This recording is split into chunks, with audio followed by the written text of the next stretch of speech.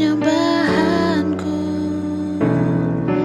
ku semakin berkurang, Yesus makin bertambah.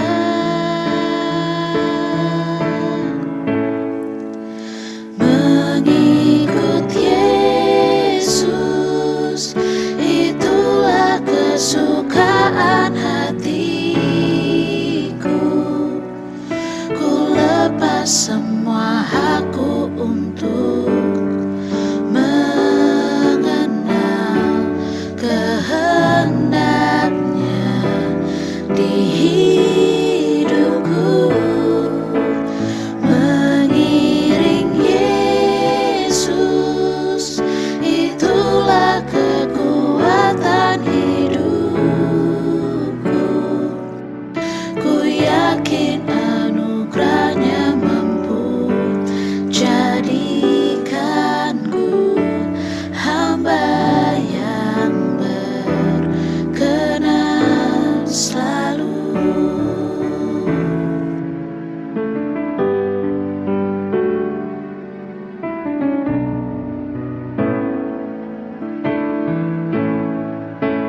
Mengikut Yesus, itulah kesukaan hatiku. Ku lepas semua hakku untuk mengenal kehendaknya di hidupku. Mengiring Yesus, itulah kekuatan hidupku.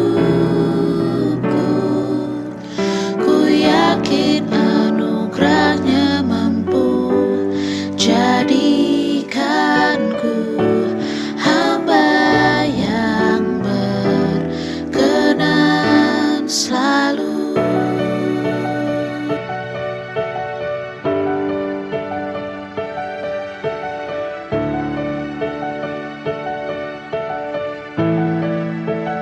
Mengikut Yesus, itulah kesukaan hatiku.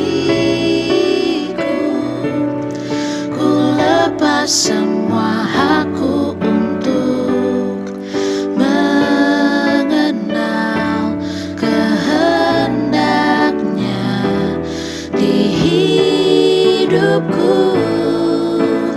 Mengiring Yesus, itulah kekuatan hidupku.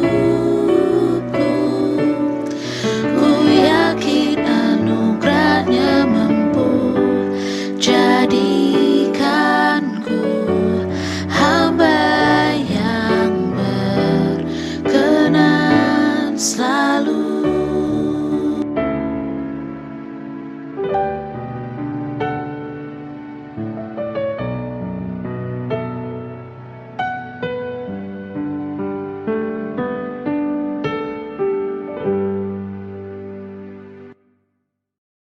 Shalom teman-teman dari Sanctuary Community, apa kabar?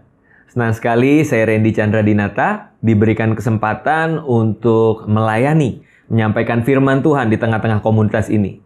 Walaupun kita masih beribadah secara online, tapi Kak Randy percaya bahwa Roh Kudus ada di tengah-tengah kita. Kehadiran Tuhan itu bisa kita rasakan walaupun ibadah kita belum bertatap muka. Walaupun secara online, aku percaya kita masih bisa merasakan Tuhan dan boleh menikmati berkat-berkat dari kebenaran firman Tuhan. Amin. Hari ini Kak Randy diberikan sebuah tema yang berjudul Mati Bareng Yuk. Mati Bareng Yuk. Wow, ini sebuah tema yang cukup kontroversial ya. Karena kalau kita menyikapinya secara salah, kita mungkin berpikir ini adalah ajakan yang secara fatalistis kita diajak untuk bunuh diri massal gitu ya. Mati bareng yuk gitu kan. Kita bawa benda-benda tajam, lalu kita mulai menyiksa diri dan pada akhirnya kita mati secara jasmani. Nah, tentunya bukan ini yang dimaksud oleh para pengurus ya. Maksud dari tema ini memiliki makna yang jauh lebih dalam. Itu bukan sekedar kematian secara jasmani, tapi ternyata ada hubungannya juga tentang bagaimana kita mematikan kedagingan kita, dosa yang ada di dalam kehidupan kita. Ya, bagaimana kita memaknainya teman-teman tentang mati bareng you ini. Ya, saya akan buka Alkitab dari Matius pasal 16 ayat 24. Tuhan Yesus berkata seperti ini teman-teman. Lalu Yesus berkata kepada murid-muridnya, "Setiap orang yang mau mengikut aku, ia harus menyangkal dirinya, memikul salibnya, dan mengikut aku." Nah teman-teman, buat Kak Randy yang dimaksud dengan mati bareng, ya mati di dalam tubuh dosa kita lalu mulai hidup bagi Tuhan, itu adalah ketika kita berani mengikuti ajakan Tuhan Yesus. Untuk apa? Menyangkal diri dan memikul salib. Nah teman-teman pasti udah pernah dengar dua istilah ini. Menyangkal diri, deny yourself and take up your cross, ya. Pikul salibmu. Nah Kak Randy mau bahas lebih dalam apa sih yang dimaksud dengan menyangkal diri dan memikul salib. Karena mustahil kita katakan aku mau mati bagi kedaginganku, aku mau mati bagi diriku sendiri kalau kita nggak punya kerinduan, kesadaran untuk memikul salib dan menyangkal diri teman-teman. Ya kita akan bahas satu persatu. Kita mulai dengan istilah menyangkal diri atau deny yourself. Nah sebelum kita bicara lebih dalam tentang itu, kita harus lihat dari sejarahnya terlebih dahulu. Ya, kalau kita belajar dari kisah penciptaan bahwa akibat ketidaktaatan Adam, ya, akibatnya semua manusia keturunan dari Adam, semua manusia telah jatuh ke dalam dosa dan telah kehilangan kemuliaan Allah. Manusia punya yang namanya sin nature atau kecenderungan dosa itu. Sehingga apapun yang dia perbuat, yang dia lakukan, yang dia pikirkan, dia katakan itu cenderungnya adalah dosa teman-teman. Nah, orang yang berdosa itu memiliki kecenderungan untuk memiliki kehidupan yang self-centered, ya, yang berpusat kepada diri sendiri, kehidupan yang egois, me, myself, and I. Ya, orang yang mikirinnya diri sendiri, dia nggak peduli sama satu perasaan Tuhan udah pasti, ya, dia lebih mementingkan perasaannya sendiri, ya, apa yang menyenangkan buat dia nggak terlalu pikirin apa yang menyenangkan buat Tuhan. Dan juga dia juga tidak memikirkan tentang sesamanya teman-teman. Apa yang dirasakan orang lain, apa yang dipikirkan orang lain, apa yang dialami orang lain, dia bodoh amat. Yang penting tentang gua. Bagaimana gua bisa merasakan damai, merasakan bahagia, sukacita, dan sebagainya. Walaupun tadi harus mengorbankan perasaan Tuhan dan juga mengorbankan sesamanya. Nah ini bukan suatu hal yang main-main karena apa? Akibat dosa ini dimulai dari Adam dan Hawa, lalu mulai keturunan pertamanya, yaitu Kain dan Habil, teman-teman. Tidak perlu menunggu waktu lama ketika orang itu telah memiliki yang namanya sin nature itu. Maka perilakunya, maka buah-buah yang dihasilkan tentunya juga adalah dosa, teman-teman. Dan gak main-main. Di keturunan pertama dari Adam dan Hawa, dosanya itu udah bukan dosa cuma noyor ade, ya kan, ngisengin ade, ngebully ade, ngeprank ade, gitu bukan. Ini dosanya langsung pembunuhan loh teman-teman. Ya, dimulai dari ketika dia merasa iri hati, ya, ketika Tuhan menerima persembahan dari Habil, persembahan Kain ditolak, lalu Kain mulai merasa iri, ya, dia juga mungkin merasa emang cuma persembahan yang buat Tuhan itu cuma hasil dari ternak. Emang nggak bisa hasil dari bumi, ya seperti yang aku sedang usahakan. Dia nggak terlalu pikirin perasaan Tuhan. Yang dia utamakan itu egonya dia, teman-teman. Ya bahkan dari iri hati tadi terjadilah pembunuhan. Ya, keturunan pertama dari manusia itu sudah terjadi pembunuhan. Wow, bayangin teman-teman. Inilah akibat dari dosa. Nah, kita bersyukur kepada Tuhan karena Tuhan sendiri telah mengantisipasi dari sin nature ini. Makanya Tuhan Yesus datang ke dunia, dia hidup sempurna, jadi manusia, lalu mati di kayu salib. Sehingga kita bisa ditebus dari cara hidup kita yang sia-sia. Nah, makanya teman-teman kalau kita bicara tentang keselamatan di dalam Tuhan Yesus, itu jangan cuma dipersimpel ya, disimplifikasi dengan keselamatan itu artinya kita dipindahkan dari neraka ke surga. Ya itu nggak salah, tapi bukan cuma itu. Ya, bukan pula bicara tentang perubahan status dari orang berdosa, dari orang yang terkutuk yang harusnya masuk neraka, lalu dibenarkan di hadapan Tuhan menjadi orang benar, menjadi anak Tuhan ya. Ini kayak baju ini, bukan promosi tapi tulisannya memang anak Tuhan gitu ya. Bukan cuma seperti itu teman-teman. Tapi keselamatan di dalam Tuhan Yesus ini artinya kita diubahkan dari hidup yang berpusat kepada diri sendiri menjadi hidup yang berpusat kepada Tuhan dan juga menjadi berkat buat orang lain. From self-centered become Christ-centered. Dan itulah karya keselamatan yang Tuhan kerjakan di kayu salib, teman-teman. Ya, mengubahkan kita dari hidup yang berpusat kepada diri sendiri menjadi hidup yang berpusat kepada Tuhan dan menjadi berkat buat orang lain. Ya, 2 Korintus 5 ayat 15 berkata, "Dan Kristus telah mati untuk semua orang, supaya mereka yang hidup tidak lagi hidup untuk dirinya sendiri, tidak lagi hidup self-centered, tetapi hidup bagi Dia, bagi Yesus, bagi Tuhan yang telah mati dan dibangkitkan bagi mereka." Become Christ-centered. Amin teman-teman. Ya, ini harus kita sadari terlebih dahulu sebelum kita bicara tentang lebih dalam tentang menyangkal diri, dan ini perlu loh teman-teman kita sadari, sehingga penyangkalan diri kita ini benar-benar sesuatu yang kita latih, kita perjuangkan setiap hari. Karena kodrat itu ya, kedagingan itu seringkali masih ada dalam hidup kita ya, dan membawa kita kembali kepada cara hidup yang lama. Nah, makanya setiap hari kita harus belajar menyangkal diri, deny yourself. Ya, nah, seperti apa sih lebih dalam lagi tentang deny yourself dalam hal apa saja, teman-teman? Aku catat ada beberapa hal yang kita harus matikan, teman-teman. Yang pertama adalah mati bagi ambisi pribadi dan mulai hidup bagi visi Tuhan. Ya, Karen diulangin lagi. Mati bagi ambisi pribadi dan mulai hidup bagi visi Tuhan. Jelas teman-teman, Matius pasal 16 sebelum ayat 24 ternyata di situ ada beberapa ayat yang kita mesti garis bawahi. Bahwa ketika itu Yesus berkata kepada murid-muridnya, ayat 21, sejak waktu itu Yesus mulai menyatakan kepada murid-muridnya bahwa ia harus pergi ke Yerusalem dan menanggung banyak penderitaan dari pihak tua-tua, imam-imam kepala dan ahli-ahli Taurat, lalu dibunuh dan dibangkitkan pada hari ketiga. Ya, Yesus bilang, gue akan ke Yerusalem, gue akan mati di sana.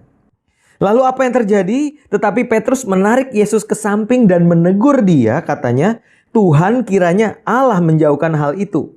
Hal itu sekali-kali takkan menimpa engkau. Menarik ya teman-teman ya. Petrus sebagai murid yang paling senior ya, pemimpin dari antara para murid itu menarik Yesus dan bilang, sekali-kali itu tidak akan terjadi kepadamu. Ya, mungkin ada rasa peduli di sana ya, atau mungkin juga ada rasa tadi mikirin diri sendiri juga ya kan. Gue pengen jadi pemimpin juga nih di kerajaan Israel. Masa tuan gue ini mati di kayu salib. Tapi Yesus menarik ketika Yesus di ayat 23 malah berkata seperti ini, teman-teman. Maka Yesus berpaling dan berkata kepada Petrus, "Enyahlah iblis. Engkau suatu batu sandungan bagiku, sebab engkau bukan memikirkan apa yang dipikirkan Allah, melainkan apa yang dipikirkan manusia." Bukan visinya Allah, tetapi ambisinya manusia. Dan itu kata Yesus, "Enyahlah engkau iblis." Wow, teman-teman. Artinya apa? Kalau kita adalah anak-anak yang telah ditebus oleh Tuhan Yesus, maka kita belajar menyangkal diri. Dimulai dengan apa? It's not about me, it's not about my own ambition, but it is all about His vision. Ini tentang rencana Tuhan dalam kehidupanku. Ya, maka kita mesti sadari karena hidup kita ini milik Tuhan, maka rencana kita pun milik Tuhan. Visi kita pun milik Tuhan, kehendak kita pun milik Tuhan. Ya. Makanya saya sedikit tergelitik kemarin ya dengan satu istilah yang kemarin saya baru post di Instagram tentang melibatkan Tuhan, teman-teman. Pernah dengar ya pasti istilah itu. Kadang kita berdoa ya, saat berdoa lalu kita punya rencana, kita akan selalu katakan, "Tuhan, aku libatkan Engkau di dalam setiap perencanaanku." Nah, buat Karendi pribadi, kata libatkan Tuhan itu sebenarnya maknanya seperti apa, teman-teman? Ya. Libatkan Tuhan itu seakan-akan kita punya rencana sendiri, kita punya agenda sendiri, kita punya acara sendiri. Sebenarnya sih nggak mau ajak Tuhan sih di dalam rencana kita. Tapi supaya rencana ini diberkati, supaya rencana ini lancar, supaya acara ini dilindungi, maka yuk Tuhan ikut terlibat yuk, bantuin yuk supaya acara ini lancar. Jadi ini acaraku, tapi Tuhan dilibatkan supaya acaraku berhasil. Apakah seperti itu teman-teman kekristenan? Tentunya berbeda. Ya, bukan lagi tentang rencanaku, bukan lagi bahkan tentang aku. It is all about Him and His glory. Ini tentang rencananya teman-teman dalam kehidupan kita. Nah, maka sebelum kita merencanakan segala sesuatu lalu minta Tuhan terlibat, mengapa kita tidak memulai dengan mencari tahu terlebih dahulu apa yang menjadi rencana Tuhan? Bukan rencanaku, tapi rencana Tuhan, teman-teman. Ya, dan untuk mengetahui rencana Tuhan itu nggak sesimpel dengar suara Tuhan, berdoa lalu berpuasa. It's good. Tapi dalam sehari-hari kita pun harus belajar untuk mengenal secara progresif apa itu pikiran dan perasaan Yesus Kristus. Lewat kebenaran Alkitab, teman-teman. Di situ kita akan tahu seperti apa sih pikirannya Yesus, seperti apa sih perasaannya Tuhan, apa sih yang Dia rencanakan dalam hidupku. Dan kita mulai apa? Belajar menselaraskan rencanaku dengan rencananya. Jangan dibalik teman-teman. Rencana Tuhan harus sesuai dengan rencana kita. No. Rencana kita lah yang kita selaraskan dengan rencananya Tuhan. Amin teman-teman. Dan dari situ nggak usah muluk-muluk. Oh Tuhan berkati, Tuhan Engkau yang urapi, Engkau yang sertai. Kalau ini benar rencananya Tuhan, pasti Tuhan yang akan bela. Pasti Tuhan yang akan pertahankan segala sesuatunya. Dia akan sustain sampai pada akhirnya rencana itu berhasil. Amin teman-teman. Ya, dan aku percaya ketika kita belajar untuk mati bagi ambisi pribadi dan mulai hidup bagi visi Tuhan, maka kita akan belajar berdoa seperti ini, bukan Tuhan, aku libatkan Engkau dalam rencanaku, tapi sebaliknya kita akan berdoa, Tuhan, libatkan aku dalam rencanamu. Karena rencanamu itu pasti yang terbesar, pasti yang terindah dalam hidupku, dan aku rindu untuk ikut ambil bagian dalam rencanamu. Wow, ya teman-teman, aku berharap kita semua punya kerinduan ke arah sana. Nah, teman-teman bicara soal mati bagi ambisi dan mulai hidup bagi visi Tuhan, itu juga akan menolong kita untuk yang namanya ini teman-teman, mati bagi kesombongan dan juga mati bagi keputusasaan. Maksudnya seperti apa, Kak? Waktu kita berhasil menjalankan apa yang kita rencanakan, kita nggak akan menjadi sombong. Kita mati bagi kesombongan karena kita sadar, ini bukan aku, tapi tentang Tuhan. Ini bukan tentang keberhasilanku, tapi ini tentang kemuliaan Tuhan. Maka kita tidak ambil kredit itu bagi diri kita sendiri. Tapi kita kembalikan kemuliaan itu bagi Tuhan. Kita mati bagi kesombongan ketika kita berhasil. Dan ketika Tuhan izinkan kita mengalami kegagalan dalam hidup, deny yourself atau sangkal diri itu akan menolong kita. Menyadarkan kita bahwa, hey, this life is not about me. This plan is not about me. Mungkin aku bisa gagal, mungkin aku bisa salah. Tapi aku percaya di dalamnya Tuhan ikut bekerja. Tuhan mengizinkan itu untuk mendatangkan kebaikan bagiku, untuk aku menjadi semakin serupa dengan Kristus. Roma 8 ayat 28 sampai 30. Dan kita akan terhindar, kita akan mati dari keputusasaan, overthinking, ya kan, stres berlebihan, bahkan sampai depresi karena rencana kita gagal. Kita sadar, this life is not about me. I will deny myself. It is all about Jesus. Ini tentang kemuliaan Tuhan. Amin teman-teman. Ya, tapi walaupun begitu bukan artinya kita menjadi pribadi yang asal-asalan dan tidak bertanggung jawab. Tentunya kita harus persiapkan yang terbaik, rencanakan yang terbaik, ya. Tapi biarlah hasil akhirnya kita serahkan ke dalam tangan Tuhan. Amin. Ya, itu bicara tentang menyangkal diri. Dan satu lagi, dalam hal apa teman-teman kita menyangkal diri? Kita harus belajar untuk ini, mati bagi keinginan daging, teman-teman. Mati bagi dosa dan keinginan daging. Di Roma pasal 8 ayat 12 sampai 14. Firman Tuhan berkata seperti ini. Jadi saudara-saudara, Kita adalah orang berhutang, tetapi bukan kepada daging supaya hidup menurut daging. Sebab jika kamu hidup menurut daging, kamu akan mati. Tetapi jika oleh roh kamu mematikan perbuatan-perbuatan tubuhmu, kamu akan hidup. Semua orang yang dipimpin roh Allah adalah anak Allah. Wow, ya ini sebuah statement dari Rasul Paulus bahwa kita harus memilih, teman-teman. Kalau kita mau mati bagi kedagingan, maka kita akan hidup oleh roh. Tapi sebaliknya, kalau kita mau hidup dalam daging, maka roh kita pun mati. So we have to choose, kita harus pilih mau hidup dipimpin oleh roh ataupun hidup dipimpin oleh daging. Namun yang menjadi masalah, teman-teman, adalah bahkan ketika kita sudah mengalami kelahiran baru, walaupun kita sudah dipenuhi Roh Kudus, walaupun Roh Kudus itu sudah berkarya di dalam kehidupan kita, kita tidak yang namanya jadi kebal terhadap dosa. Kita akan selalu diperhadapkan dengan pilihan-pilihan. Mau hidup menurut roh atau hidup menurut daging. Ya, simpelnya misalkan di jalan kita ketemu dengan orang yang mungkin tidak tertib dalam berlalu lintas, lalu kita disalib kayak gitu kan. Ada pilihan-pilihan bagi kita untuk kita menjadi marah, kita uber itu orang, kita omelin, bahkan kita pukul.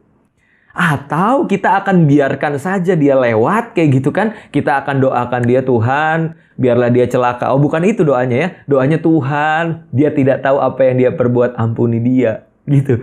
Ya, Tuhanku aja disalib, ya, di kayu salib, masa aku disalib sama motor aja udah emosi. Ya, misalkan seperti itu, teman-teman.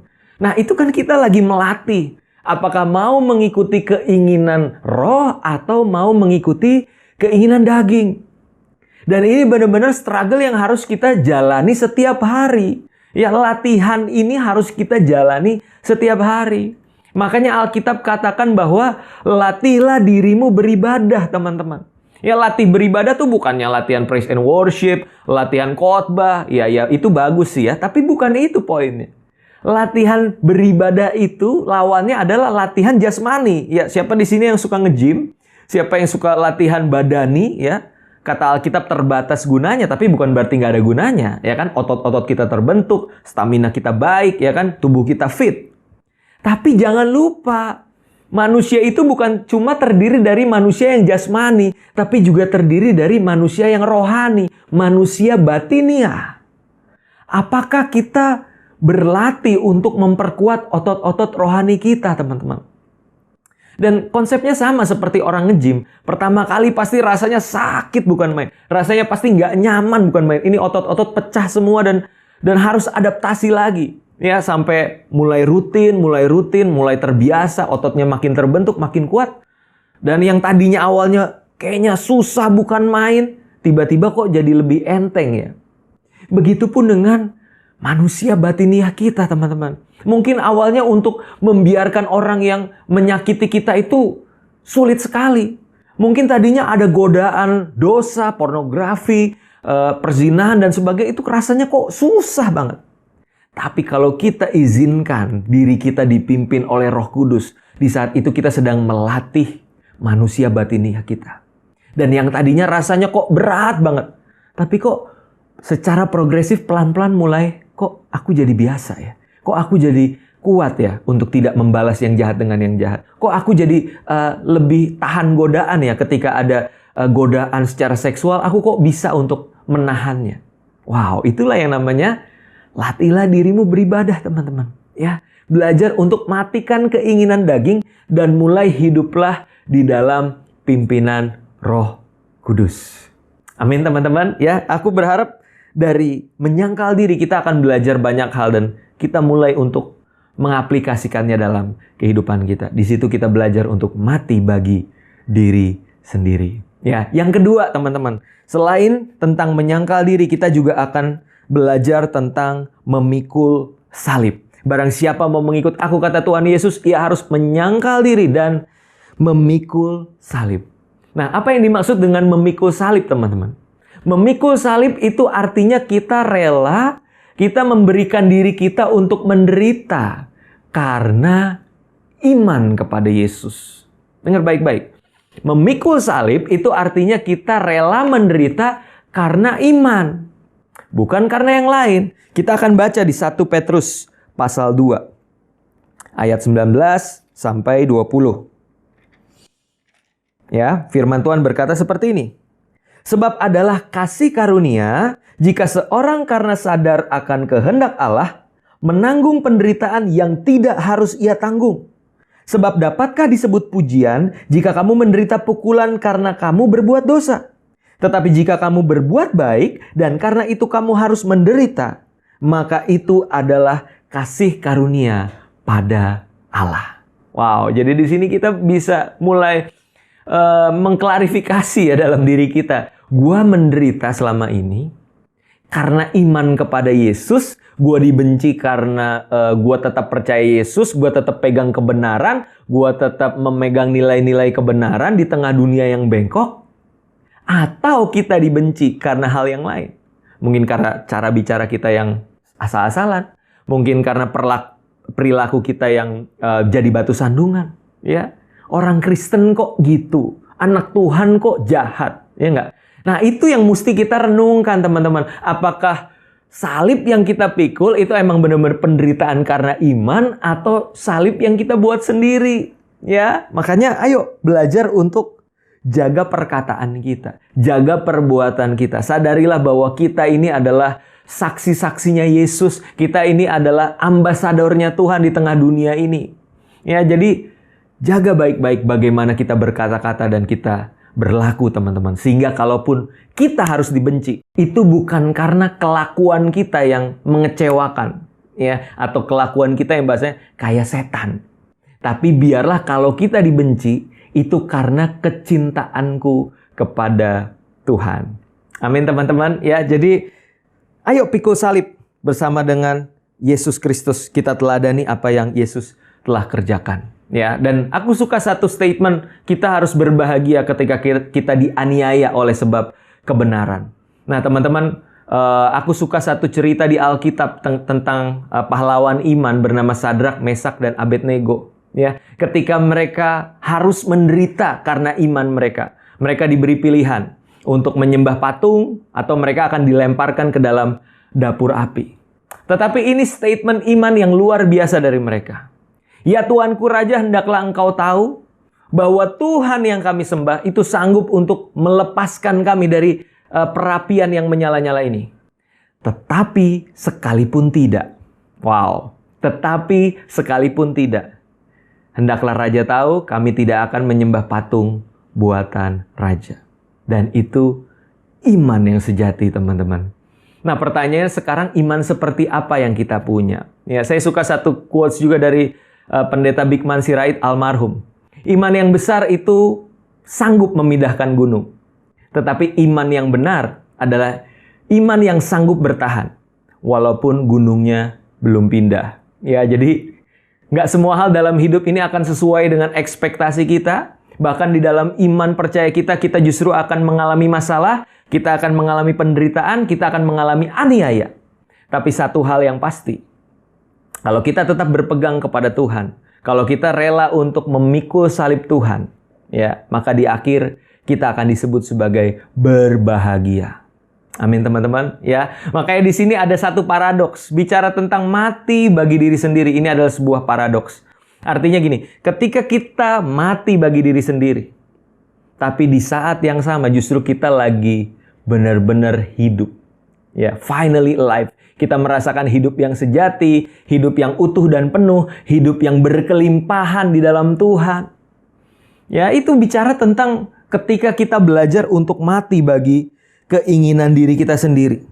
Ya, kita akan merasakan kebahagiaan, sukacita, damai sejahtera yang tidak pernah diberikan oleh dunia ini. Damai sejahtera yang dari Roh Kudus, penghiburan yang dari Tuhan. Ketika kita apa? Mungkin kita menderita di dunia, kita dicap orang sok suci lah, kita mungkin dianiaya, kita dicemooh. Tapi somehow kok kita berbahagia. Kok kita merasa bahwa semua itu nggak sebanding dengan hubunganku dengan Tuhan, dengan bagaimana aku bisa menyenangkan hati Tuhan, mempermuliakan nama Tuhan lewat kehidupanku. Amin, teman-teman. So, nggak usah takut ketika kita ngomongin soal mati bagi diri sendiri. Ya, artinya di balik kematian bagi diri sendiri itu ada kebahagiaan. Ada kehidupan yang sejati, kehidupan yang berkualitas di dalam Tuhan. Ya, jadi yuk teman-teman belajar mati bareng. Ya, belajar mati bagi keinginan kita sendiri. Kita akan hidup sejati, kita akan mengalami hidup yang berkualitas di bumi ini. Dan kita akan mengalami hidup yang kekal bersama Yesus di surga. Ya, Matius pasal 16 masih berhubungan dengan yang tadi teman-teman, ayat 25. Kak Randy akan tutup dengan ayat ini. Setelah Yesus berkata tentang menyangkal diri dan memikul salib, ayat 25 berkata seperti ini. Karena barang siapa mau menyelamatkan nyawanya, ia akan kehilangan nyawanya. Tetapi barang siapa kehilangan nyawanya karena aku, ia akan memperolehnya. Amin. Mari kita berdoa teman-teman. Bapa dalam surga, kami sungguh mengucap syukur buat kesempatan kali ini. Kami telah diajar oleh kebenaran firman Tuhan, bagaimana kami hidup tidak lagi untuk diri sendiri, tapi hidup untuk Tuhan dan juga bagi sesama. Ajar kami Tuhan setiap hari untuk matikan ambisi pribadi kami, matikan keinginan daging kami, sehingga kami bisa Tuhan mempermuliakan nama-Mu, menyenangkan hati-Mu, dan menjadi berkat buat banyak orang. Oleh karena itu Tuhan berkatilah teman-teman di Sanctuary Community, biar lewat kehidupan kami ada nama Tuhan yang dipermuliakan, ada kesaksian yang nyata bahwa kami adalah orang-orang yang selfless, orang-orang yang tidak self-centered, tapi orang-orang yang berpusatkan hidupnya kepada Kristus. Christ Center. Roh Kudus tolong setiap kami, mampukan kami, pimpin kami, ya hibur kami di tengah penderitaan kami, karena kami punya sukacita yang berbeda, sukacita yang dari surga. Terima kasih Tuhan Yesus, kami terima segala berkat-Mu, hanya di dalam nama Tuhan Yesus kami telah berdoa dan mengucap syukur. Haleluya. Amin. Happy Sunday teman-teman semua. God bless.